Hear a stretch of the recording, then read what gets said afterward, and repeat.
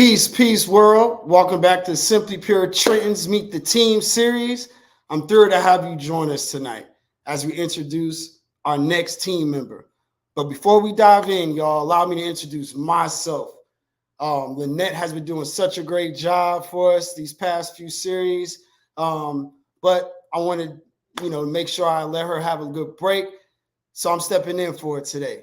My name is Phresh, and I'm the marketing manager at Simply Pure Trenton, the hottest shop coming to New Jersey. So let's get to it.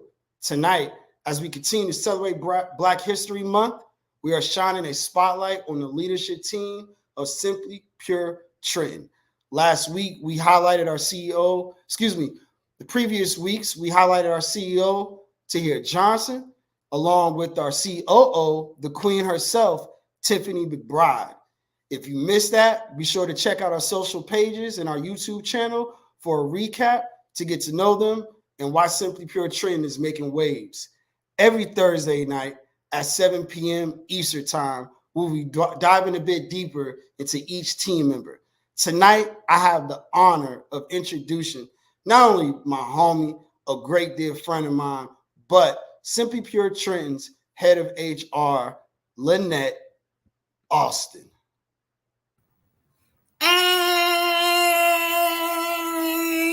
Hey, Phresh, thank you. What a fabulous introduction. No problem. Hold on. I got to give you the theme music. We all got our theme music.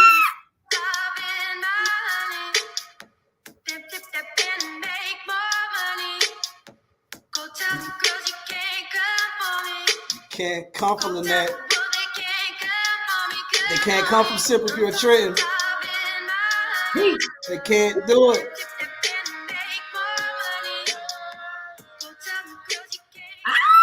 I love it. Thank you. That is a really good theme song. I'm adding that to my playlist right now. No problem. For those who don't know, who is it? For those who don't know, that is Arbor, Come For Me.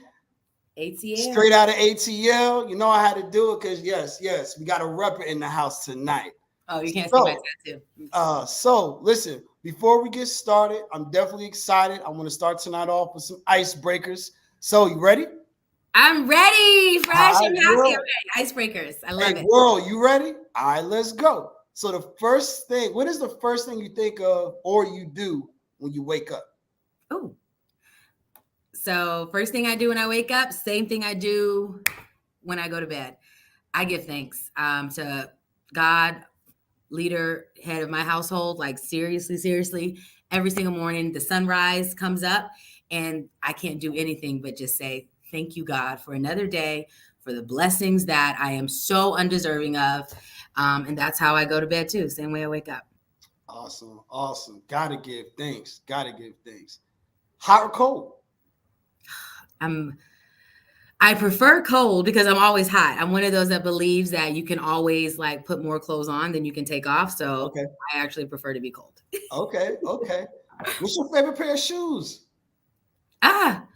Like right now. So I'm all about comfort. Okay. I am of all time. I love a hill. I love hills. We get, you might not know this, but my girls in the audience know, my people who rock the hills. I like the platform with the black heel because it gives you, really cute, fierce, high heel, but comfort because black heels are actually comfortable. Okay. You gotta learn something new every day, right? So I appreciate that science. What's your favorite spot to eat out right now? Regardless where. It's always going to be Black owned. So I am huge about keeping it in the ecosystem, Black dollars, Black community. So shout out to Brooklyn Chop House. If you're in the New York area, Black owned, Red Rooster, 100%. There's one in Miami as well. Marcus Samuelson. Shout out to Marcus Samuelson, Black owned restaurant. Newark. We have Marcus BP. So that one right now for sure is my neighborhood one. Love it. The oxtails are banging. So yeah, I think I ate that last night for dinner. Hey, well, I know where I'm going next time I'm up that way. So yes, please believe me. So, listen, do you consume cannabis yourself? Like, is that even a question? Is that even a question? Like, what? Hey, I had to ask for the segue into the second part of that question. So what's your favorite way to consume? Or what's the way that you consume that best fits your lifestyle? Oh my God, I gotta think on this one. I mean, I'm totally a flower child. Like I love flower, flower, flower, but I have to be real. Like sometimes for the work I do, the area that I'm in, it's not always the most convenient, right? It can definitely have a strong smell to it. Sometimes I need to be discreet. I travel a lot as well. So edibles, I love a gummy. Fun fact, my first time ever consuming was a hash muffin in Amsterdam. So I Wow. think that opened my world up to be an edible person. I love it. I love it. Yeah, love to cook with it. I love cannabis in all forms. So all the above, I think if I'm at home and I'm chilling, it's always going to be flour. I roll, I should say, I use a cone. I don't roll well. Okay. So I definitely do my joints that way. But when I'm traveling, I'm on the road. I actually prefer a good edible, Wana gummy, any type of gummy that way because, it's discreet and convenient. Awesome. So listen, we're gonna get back. I want to hear what happened in Amsterdam, how that all like set up, man, like how that happened. So our last icebreaker, what's your favorite decade of music?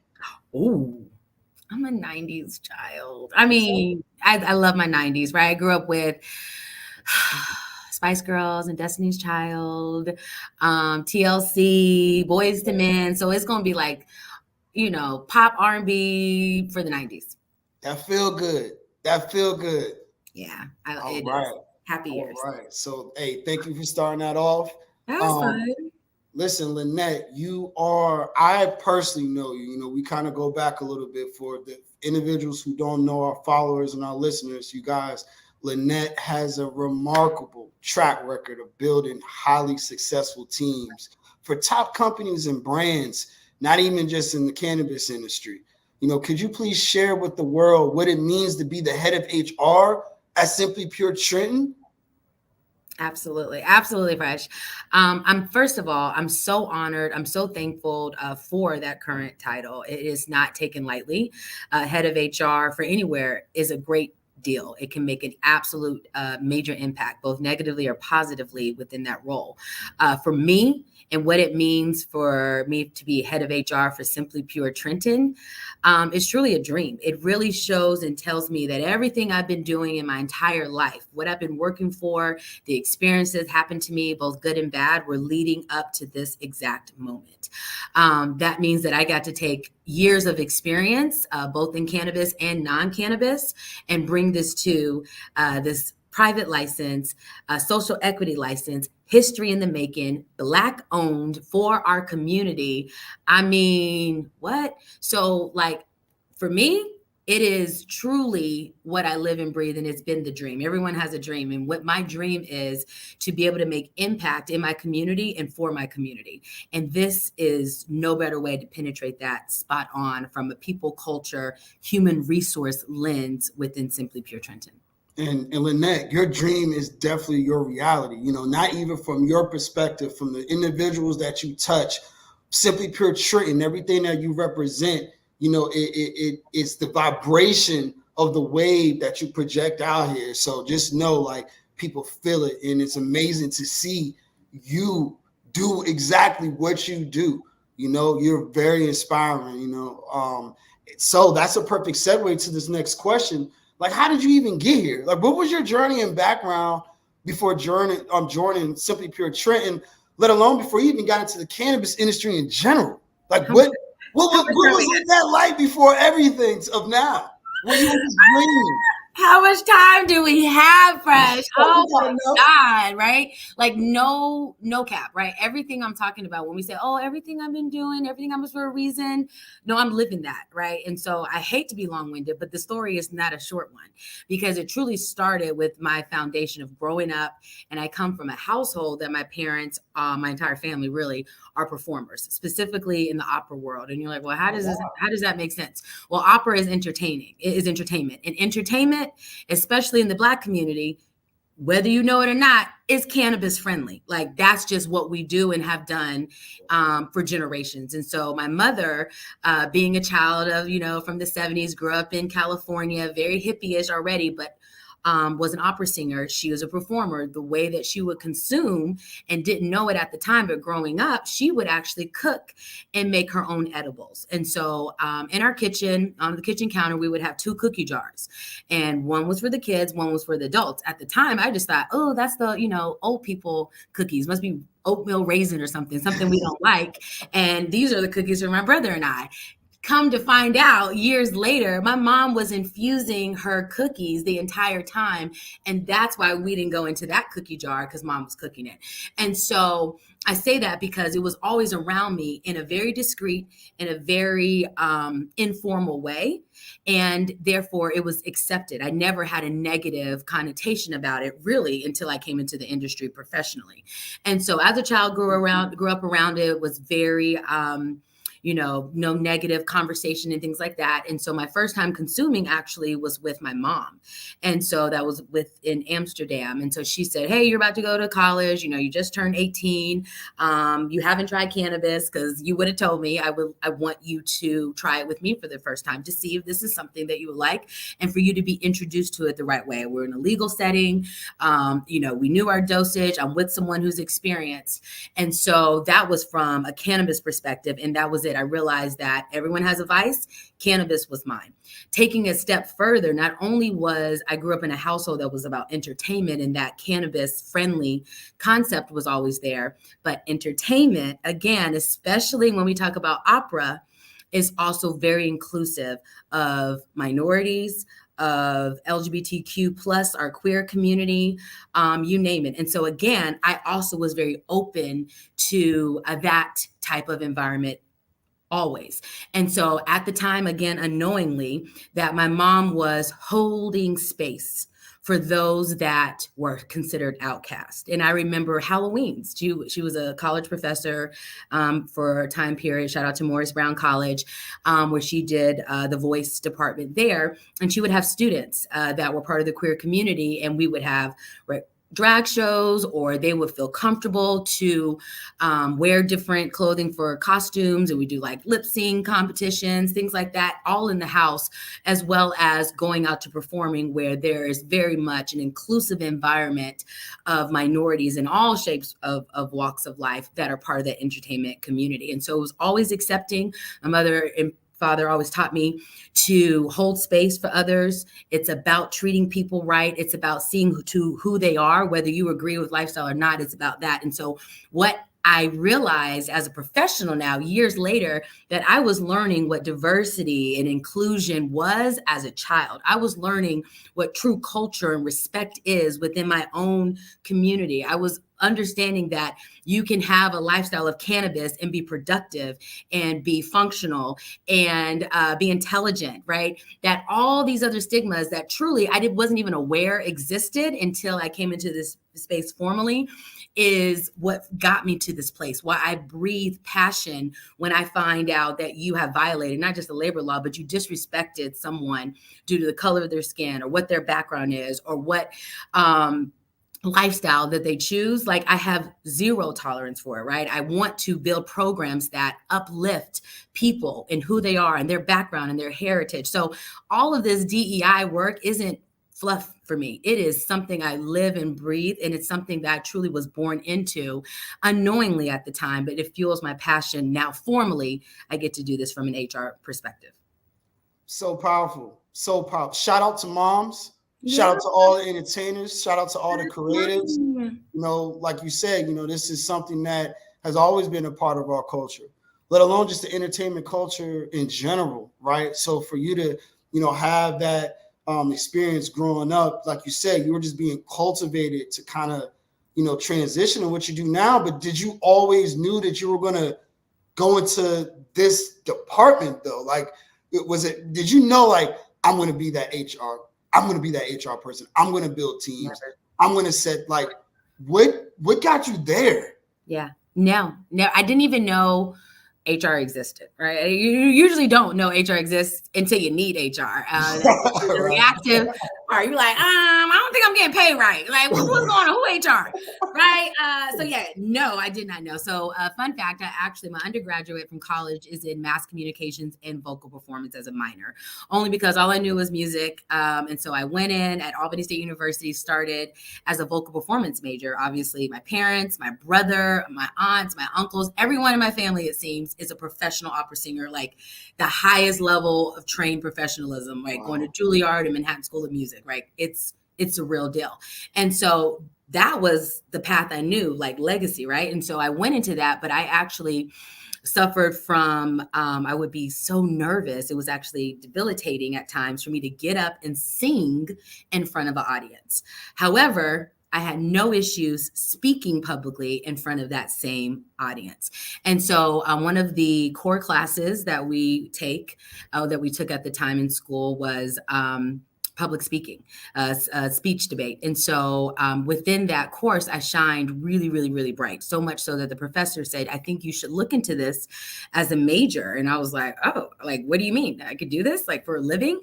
And so mass communications ended up being my major that I ended up graduating with and my forte, because I planned on being a news anchor, but within that training taught me how to speak to the masses, right? We learned how to edit, do the video. I mean, this is a time where we all know this now exists and is valuable, but okay, I'm class of 2009. Didn't nobody know all of this was going to happen, you know what I mean, 20 plus years later. So like, it's a real, again, dream that this is happening when I didn't even like dream it, right? That's just God ordering my steps.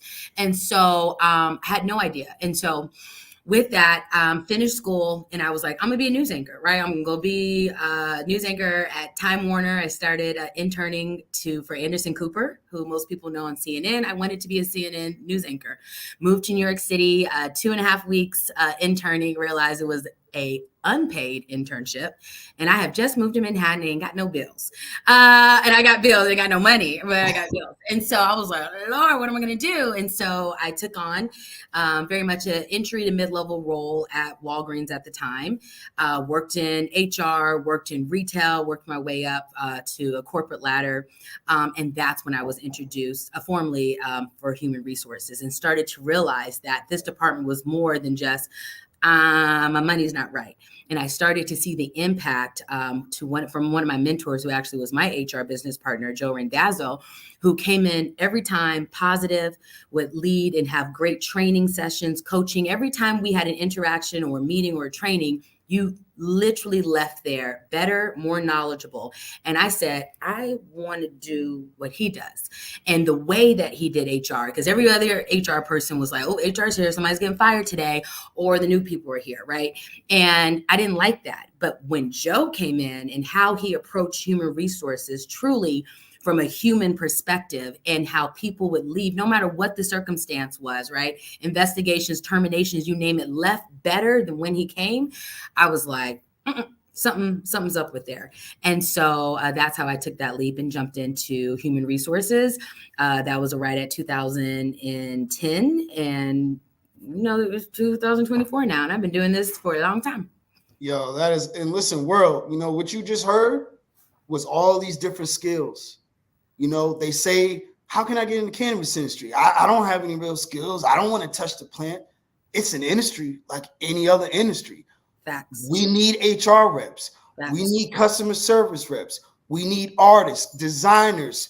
Any department that's in any company that you are at right now, or that you're working on yourself, it's available in the cannabis industry. Come on. So individuals, please do not limit yourself on the amazing possibilities that's limitless. Yep. And to be honest, individuals who look like you and I, we need to get in here.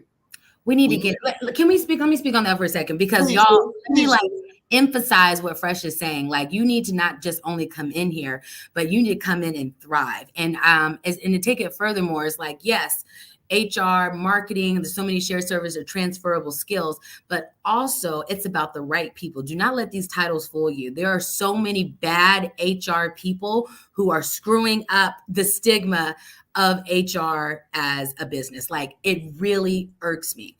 And so do not take it as your traditional HR. Look further than the title and start looking at what the job description is, start looking at what your skill set is, start looking at how you actually can support things. And you might believe it or not, that you actually might be an HR professional or another sector, marketing is just, again, people get caught up in the titles and what they typically know. Oh, this is what a marketing manager does. This is what a COO does. This is what, a HR professional does.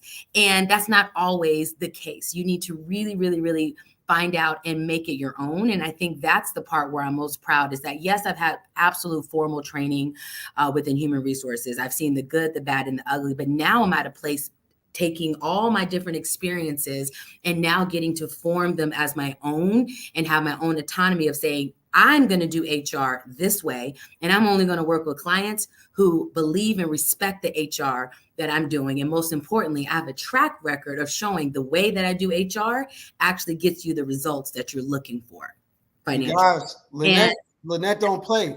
Lanett don't play. This is not kicks and giggles like she was saying. Title has nothing to do with why she's doing it, let alone the impact and the people she's touching. Like every day, let alone, yes, she's a Black woman in her role and just a woman in general, killing it, wanting to find individuals who look like her. Yeah. The other Lanetts coming up, the other Tahir Johnsons coming up, the other Phresh. Yeah. Thank you. So yes, the passion and everything that you're just bringing to this world is amazing. And I was going to ask, like, what has been your family's response? But you grew up, and I love that you talked about how you grew up, right, and your introduction with cannabis. Individuals out here in this world, there's so many stories, wholesome stories like this, and we don't feel a need to talk about it. We need to talk about cannabis. Like we talk about the next J's coming out or the next Off-White Virgil exhibit that may be coming out, R.I.P. Virgil. But what I'm saying is we need to make these stories relevant and prevalent because, it's not just kicks and giggles still. We got to understand this is still early in the industry as well. Yes, it's been kicking for quite a amount of years, but you got to look at it. It's still the beginning of what is to come. Absolutely. And so with that, right?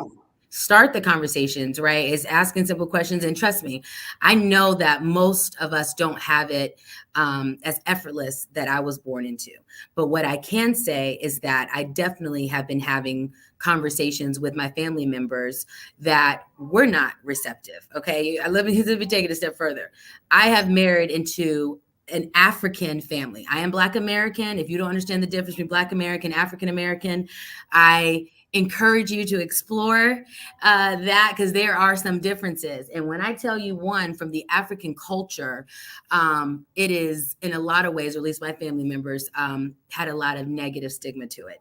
And so having those conversations and how you open up that door and bringing in the medical aspect and the holistic approach and topicals, right, and that route of administration versus what already the stigma they see and how the fear that we naturally should have because we have seen how this drug has been used against us negatively and historically for years and years, and yet we are still trying to right those wrongs.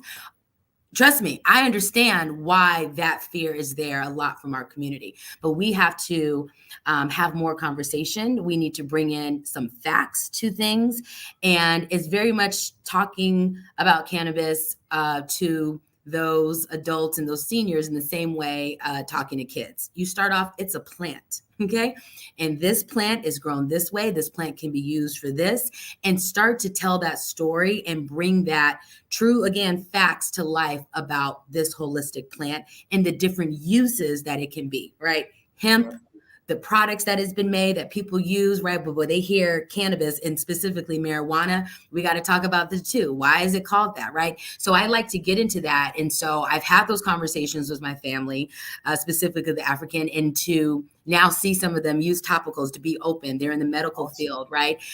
It's progress. To talk to my own family members and their little cousins, and they're wanting to know, well, what is this that, cousin Lala works in this industry for? And I applaud my cousin, right? The mom, she called me and she's like, hey, my son asked me some questions. Can you talk to him? Absolutely. So we get on a call and I'm talking to him about cannabis. This is literally a 10-year-old child, and it's important for them to understand what this is in that right way. And so I hope that we have more conversations from that. And I know that, again, I was blessed to have a mother that never had a negative stigma to it and introduced it to me in a very positive way. And I recognize that many people don't have that experience, but I take it as my responsibility to be able to start opening those doors, to start having those conversations. Let's build some programming so that we can better, again, tackle this industry with facts, with science, with medical information, as well as why it is so important that we are owed equity and ownership in this space.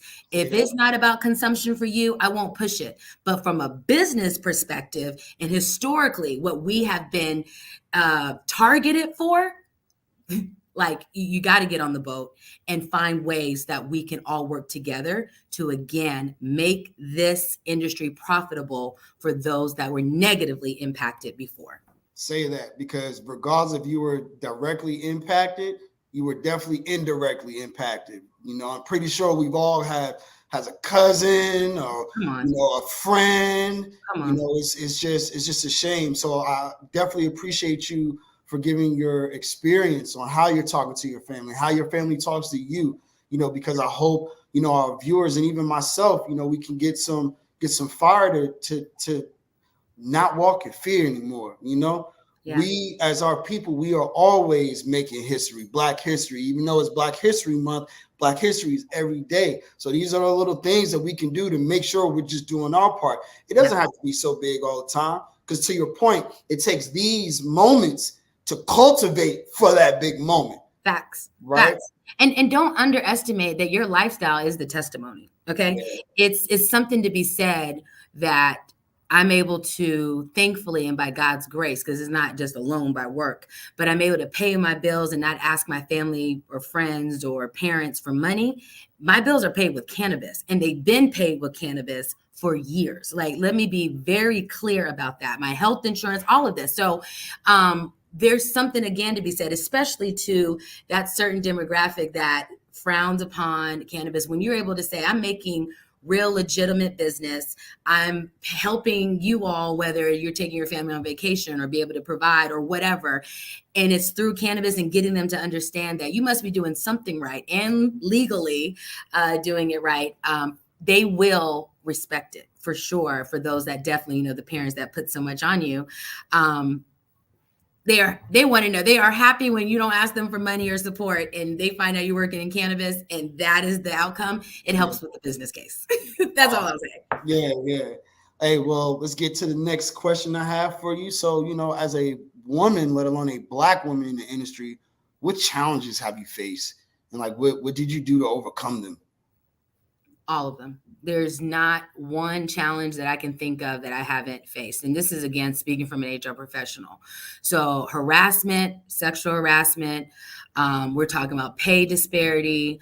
We're talking about, it's really great. Hostile, passive aggressive, gaslighting, unjust repercussions, whatever, token, every single one that you can think of, I have absolutely lived it and been part of it, unfortunately. And the fortunate part about that is that is what it's like being a Black woman in America, period. So we are groomed for this, okay? We know how to do a lot with the little. We know how you smile in our face, stab us in our back, and we still can turn around and throw down a Thanksgiving meal, okay? Have that house to the T and look fierce doing it. And all you gave me was maybe $18, and I still pulled out a whole meal. Like, that's what it's like to be a Black woman in this industry. That's what it's like to be a Black woman anywhere. And so I think that once we have tapped into our superpower to understand that we are that resilient, that Black girl magic is not just a phrase, okay? It is real, because there's something in us that generationally we have gone through so much that we just continue to excel in any environment. And so within that, it's absolutely been challenging. I think the part that I think is most important is that we have to find a way to surround ourselves with people and real processes that can pour in to us to keep us resilient. Okay. The trick to the Black girl magic is something got to keep pouring into you, or else you will become depleted. And so it's my mentors like a Khadijah Tribble, right? It's the allies and the mentor allies, such as the Kate Smiths, that constantly pour into you. It's the Michelle Bodners that, you know, invest in you. And those are the women and the people, both Black and non-Black, that have been my support system when I've gone through harassment and challenges and hatred and discrimination and pay disparity, you name it. But there's also been the brothers. There's also been the men that have also been able to pour into me and be that additional support. So it's community. It is not easy, but it's also not unfamiliar, if that makes sense. And because when something's not unfamiliar to you, you know how to navigate because you've already gone through it before. And so that truly is probably the best way I can explain what it's like to be a Black woman working in this space. And so with all of that, what has been like your greatest accomplishments thus far? And listen, I say thus far because we just a day. Tomorrow's another day, and I know you're going to still be rocking into your greatness. So just give us a little something that you feel what's going to come on, say when we open up Simply Pure Trenton, like I cannot wait for that to happen. Like that's really going to be monumental. To date, my goodness, when I say it's so subjective, right, on what we consider wins, things are small and big is really just on the eye of the beholder. For me, it's about stepping out and stepping into my truth. I've been groomed as a professional to do what the company wants, and it's not always in alignment to what you want. And so there was a time, couple years back, I was working for an organization, and I'm always putting everyone else front and center. And there was an opportunity that came up, and at the time, this is how my mentor always works. I usually get whatever interview that she's either too busy to do or can't do. She's like, oh, send it to my mentee. And so I had the great opportunity to be on a really, really, really big platform, but the conversation wasn't about the company, it was about me. They wanted to know my story about what I did in DEI, what is it like to work in cannabis, where does my why come from? And it was very vulnerable for me. I was very nervous. I was very scared. My PR partner at the time, shout out to Jordan. I remember just like being on the call with her, and she was helping me because I was nervous. And I don't get nervous. I'm a professional public speaker. But when I talk about myself and specifically about how this plant has had some negative impact in my life and family members that are incarcerated unjustly, and to open that up, because again, you got to remember, right? Corporate America is looking at you and they're like, oh, you have somebody who's locked up. It can be held against you. Okay. Like I'm HR, y'all. The things that happen behind these doors are ugly. It's just as equal as what we saw with George Floyd, of them stepping on his neck and suffocating. They do that as well behind closed doors. And usually these are heads of departments. Okay. So in that sense, I was just very fearful to open up and share that. And so my biggest accomplishment thus far wasn't programs that I've built or leaders that have been, have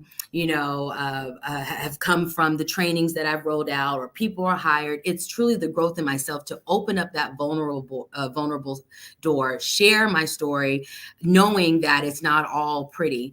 And the best part was that because I did, there's a young lady that heard my story that took value to that, came to the organization specifically because she heard that conversation, could really see herself within me. And now, I mean, she's a thriving manager and has been promoted several times. And so it's that. It was like, oh, it wasn't my training. It wasn't my recruiting that brought these people here. Because, that's what an HR professional does. It was me stepping into my truth and going to a very scary space for me that actually brought this person in, and they are a value add to any organization. So hands down, that's personally my proudest moment thus far working in this space. And so big. I'm so proud that you were able to do that. And that's what you learned and that's what you experienced, because, I think it's very maybe cliche to talk about some of those material accolades that you were able to work towards, produce and gain. You went deeper. You went on the things that's inside that makes all of those happen. And without taking that time to literally go to the fear and say, come here, give me a hug. We got this. Yeah. You doing that. It shows a lot about who you are, and let alone kind of what I spoke on in the beginning of this conversation is that wave effect that you have. It's not cliche. It's not a gimmick. It's not to sell anything, but love, peace, and integrity. And it's just powerful. It's super powerful. Thank you for sharing. Right back at you. You already know we attract what we give. And so it's right back at you. That's how we connected. If y'all don't know our story, you know what I'm saying? Yeah. We just met in person less than a year ago. But I have known this man for years. Okay. Yeah. Like 4 years, like no lie. And we worked together like on the same team for 2 doing DEI work. So that's the crazy part, that we hadn't even met in person until most recently, but we attract what we give out. And the first time we even connected and we spoke, it was alignment, because our passion and where we pull from to do our formal work comes from an authentic and humbling place. And that's where we had our match. Yes. Also through Khadijah. Yes. So many shout outs. I don't want to mess anybody's names up, so I'm just gonna say shout out to everybody who's a bridge between Lanett and I and the rest of the team in this industry as well. Because like I said, that wave effect is not just here, and just know we have a lot more work to do, So listen, this has been incredibly inspiring. Your truths, what you poured out, what you're doing is so amazing. Are there any words? Really, there's no words that can truly explain that inspiration that you embody, Lanett. Like who you are as a woman, let alone a Black woman. I'm just thankful. I know the team is thankful as well to have you as our head of HR, let alone just being our homie, being our friend, being a peer, being a colleague. So with all of that, do you have any final words that you'd like to share for the world? Any advice to anybody that you want to give out? Any shout outs? Shout out. I mean, yes, to you, Phresh. Like, first of all, stepping into your truth. Like, thank you for giving me a break. I don't get interviewed often. I am the interviewer. You are killing it. Like, seriously, also love the background. Just saying. You were truly a pleasure. Shout out to our amazing leader, Tahir Johnson. Shout out to the entire Simply Pure Trenton team. Shout out to the founder of Simply Pure, Wanda James. Talk about queen of Black women in cannabis. Like, hello, the Wanda James. I think the overall advice that I just want to give to each and every person is to find out what your why is and pull from there to what you do. Okay. And when they don't align, you got to switch it up. You got to go find something else. They must align, because that's truly what is going to fuel you to do what you do. I am a proud founder, most recent now, of the organization People Equals Profit. It's an HR consulting company. I am a consultant, truthfully, for Simply Pure Trenton, which means I have several other clients, both in cannabis and not in cannabis. But the one common denominator that I focus on are the people behind the products that are being made, right? And we're going to drive your profit by investing in your people. And this is one testimony that when I say you need to pull from your why to do your work, my entire HR career has been a battle explaining to my functional business partner why it's important to invest in your people to get the profit. And when this opportunity came up, and it was really truthfully reactive, where I was no longer with the organization, I got some opportunity coming to me and I was like, wow, this is a good opportunity. That's a good opportunity. That's a good one. How do I say yes to everything? And hence saying yes to everything, my consulting company was born, People Equals Profits. And it tied back into my why. And the work hasn't changed, but the way I approach it has changed, because although I'm servicing clients, my why is that I know I'm doing it the way that I know is best. It's going to be by investing in your people. So I hope my one example of this company, People Equals Profits, has blossomed from that.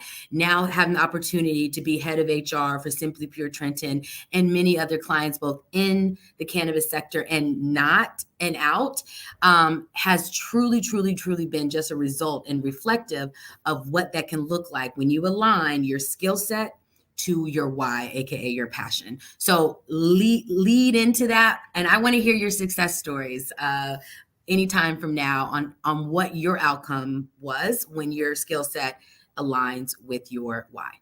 Listen, I love the name. Wait a minute, and am I picking up the acronym PEEPS? Peeps, like, call your peeps. People Come on. Lanett, another example of the illness from the illustrious Lanett Austin. Listen, world, I want to extend a special shout out to all of our followers, our viewers for joining us tonight. And to you, Lanett, listen, we're fully immersed in celebrating Black History Month all long. So get ready for next week, Thursday at 7 p.m. to meet another team member and to learn about them and their role at Simply Pure Trenton. Thank you once again, Lanett. I'm Phresh World. We're wishing you a very fantastic evening. Peace and love. Peace and love. Happy Black History Month.